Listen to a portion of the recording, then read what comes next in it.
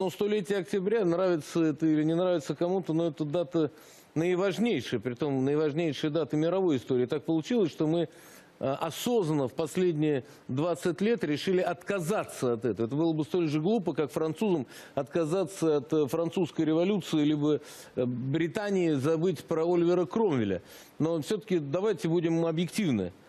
Этот период истории был, и он изменил всю картину человечества. Нравится это или не нравится. Бесспорно страшная кровь, бесспорно страшные жертвы, бесспорно великие подвиги. Но давайте попытаемся подняться на уровень осмысления. Обсуждая 17-й год и 91-й год, мы все время делим людей на проигравших и победивших. На тех, кто потерпел поражение, и на тех, кто добился успеха. На мой личный взгляд, вот, как сторонника такой исторической преемственности, там не было победивших.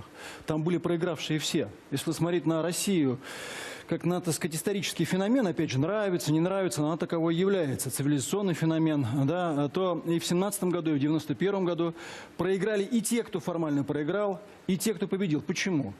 Потому что вот все эти изменения, и трагические, и позитивные, которые потом, так сказать, произошли в результате трагических, они были оплачены кровью огромного количества наших людей и развалом нашей страны.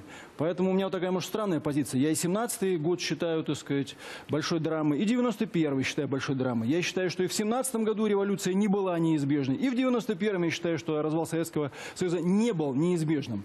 На мой личный взгляд, говорить о том, что, вы знаете, там было только плохое или только хорошее, это означает очень сильно упрощать ситуацию и переводить ее в режим калькуляции.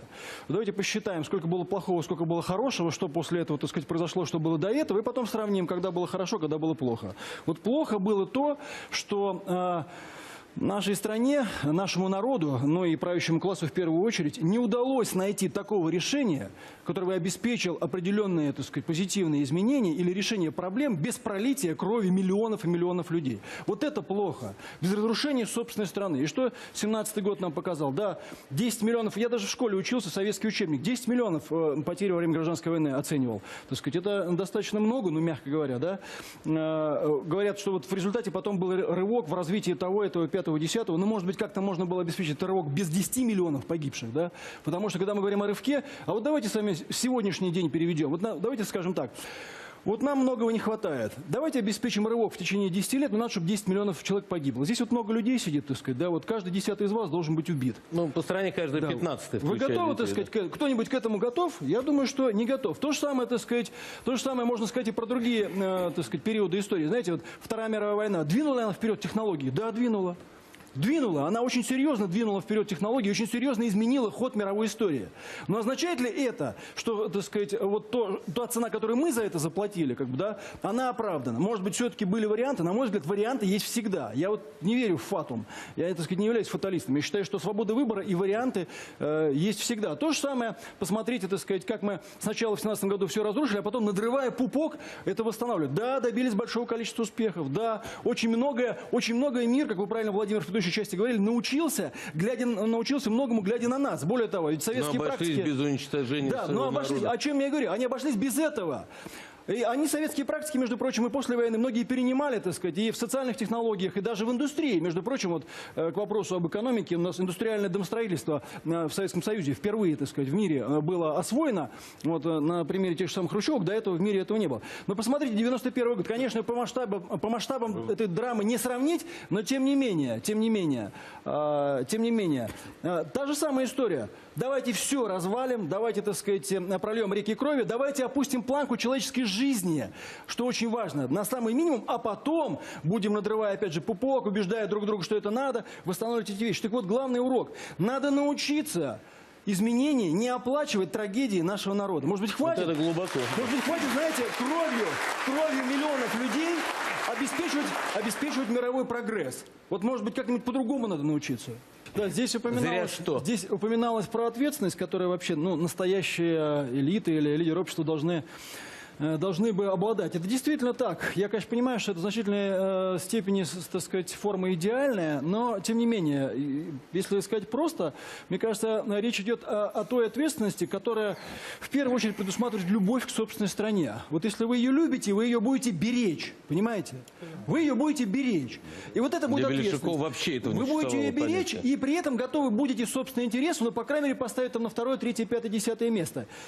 Что касается революционеров, любых, всех, мне кажется, они больше всего революцию любят себя. Не ту страну, которую они, так сказать, хотят, так сказать, преобразовать, а себя и правоту своей идеи. А страна, независимо от ее названия, для них является полем для реализации их идей. Вот доказательство правоты собственной идеи для них самое важное. И следующий шаг здесь без насилия обойтись невозможно. Почему они делают шаг к насилию? Потому что доказательство правоты собственной идеи неизбежно ведет к насилию. Это абсолютно вот так вот, по-другому никак не может быть. Поэтому, кстати говоря, все революционеры, практически все, они действительно разрушают традиционное общество и в первую очередь религиозные его основы. Почему? Потому что если вы религиозных основ придерживаетесь, вам не удастся подвинуть массы на насилие. Потому что надо людям доказать, что надо перейти эту грань, за которой греха нету. Все, его не существует. Ты имеешь право убивать, потому что это социальная идея, так сказать, оправдывается. Имеешь право воровать, потому что социальная идея насиловать и так далее. Да? Оправдание тебе будет придумано. Поэтому, так сказать, все они практически имеют такую богоборческую направленность. Это тоже, так сказать, неизбежно. Но интересно и то, что после этого они точно так же неизбежно действительно превращаются в псевдорелигиозных сектантов, которым надо поддерживать этот порядок, да, в котором насилие постоянно оправдано. И это, между прочим, да, действительно ведет их очень часто к разрушению. Поэтому здесь невозможно тоже обойтись без анализа личных мотивов, потому что, тем более, так сказать, в ситуации с Россией. Потому что эти личные мотивы иногда играют гораздо большую роль, чем те социальные проекты и идеи, которые те же самые революционеры в разных совершенно странах пытаются продвигать. И это, мне кажется, тоже важно в этой ситуации.